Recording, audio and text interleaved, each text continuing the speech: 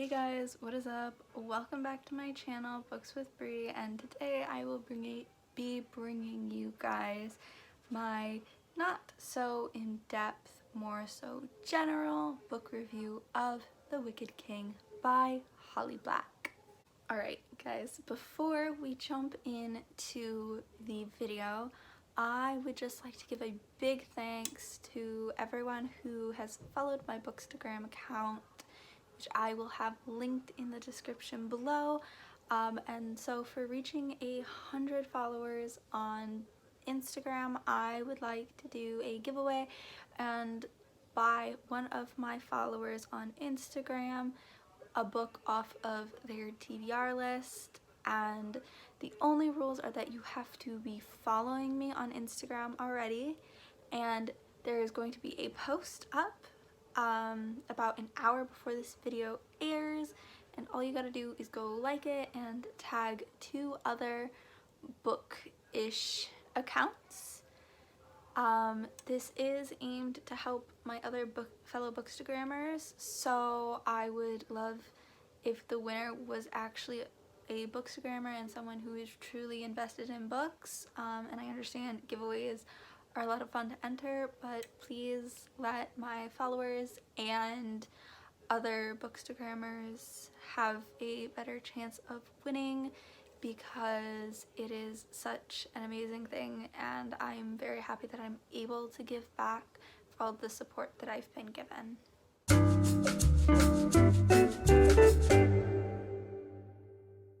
So I would like to start off by saying that I'm going to try and keep this as spoiler free as possible, because it is book 2 in the Folk of the Air series? Trilogy.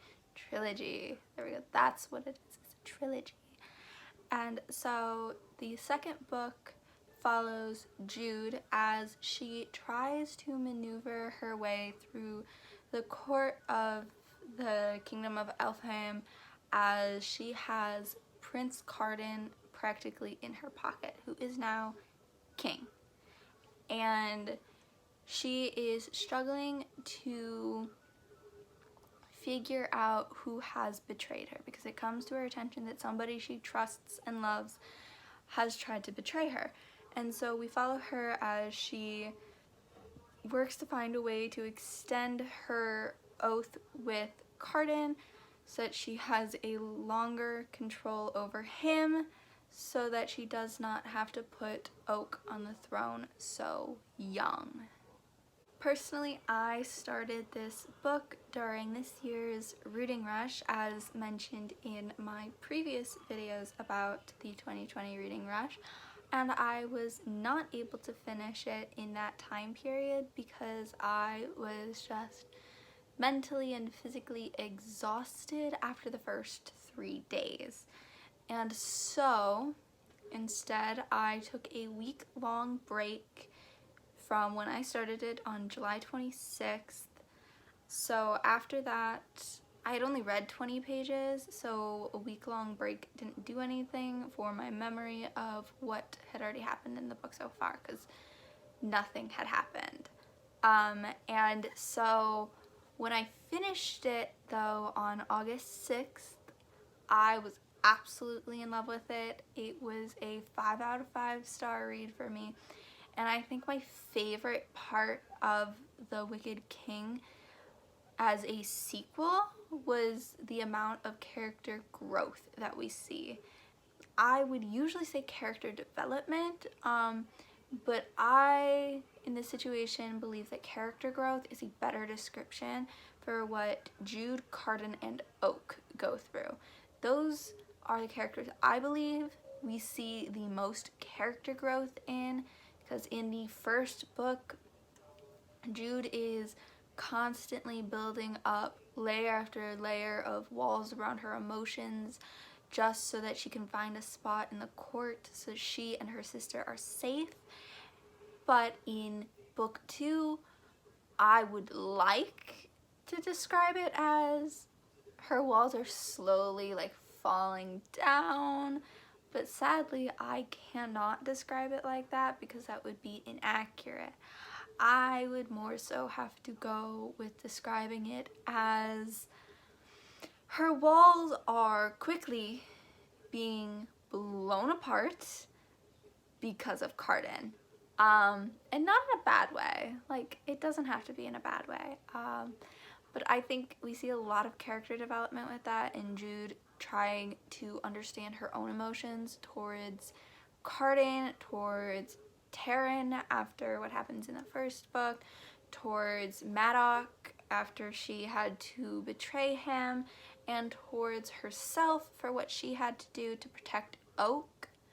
And then Cardan, we see a lot more of his backstory, and we start to understand why he is the way he is.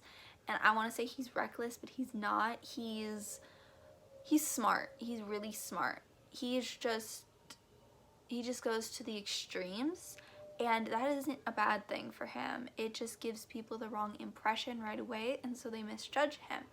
And then you start to see him grow and become more open with Jude and the Court of Shadows. And then in the first book, for Oak, we did not see much of him until the end, and he did not play as big of a role in the majority of the first book as you would think, but he is brought in more in the second book, and you start to see how he's adjusting to the mortal world and how he's quickly just adapting to loving the kindness that he's surrounded with in the mortal realm with humankind. And it just shows how the growth of a child and what they become really depends on who they're surrounded by and what they choose to do. Because Oak had the potential to be as cruel as Prince Dane and Prince Belfin. I still don't know how to say his name, and I've read all 3 books. It's something I never bothered to learn because I didn't like him.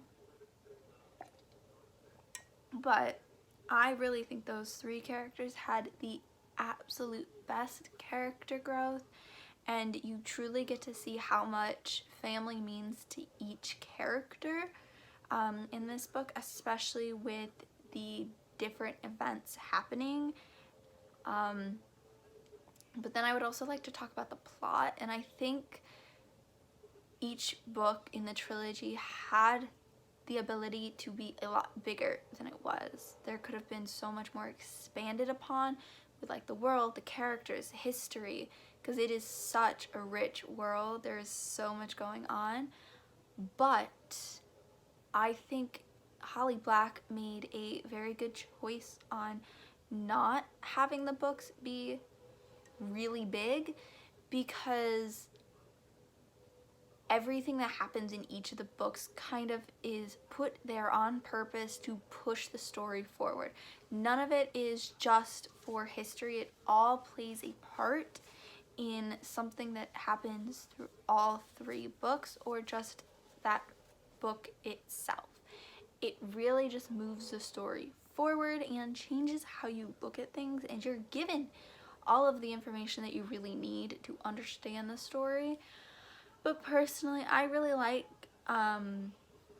massive world development, and that's why I read such big books most of the time when it comes to fantasy, because there's just so much that the author is expanding upon.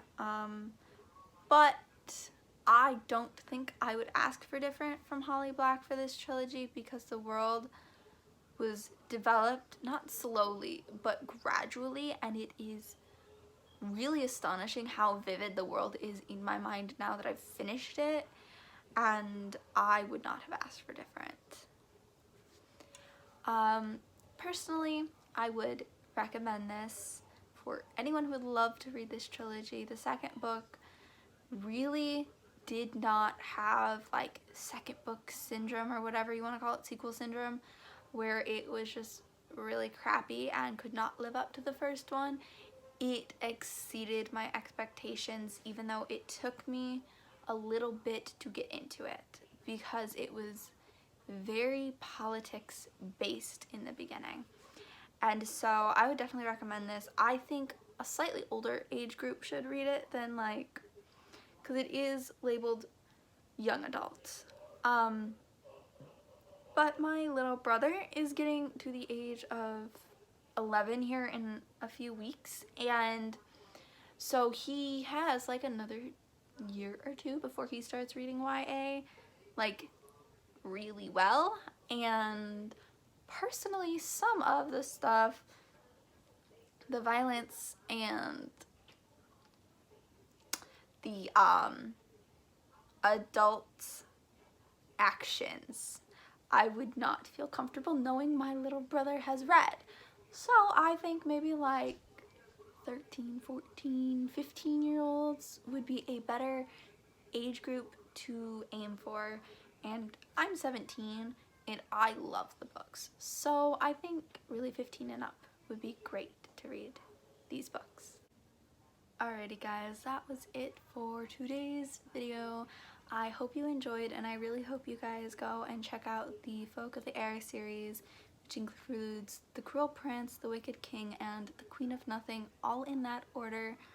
And let me know what you guys thought of it in the comments below, and as always, give me some amazing book recommendations that I will probably most definitely end up purchasing on Amazon.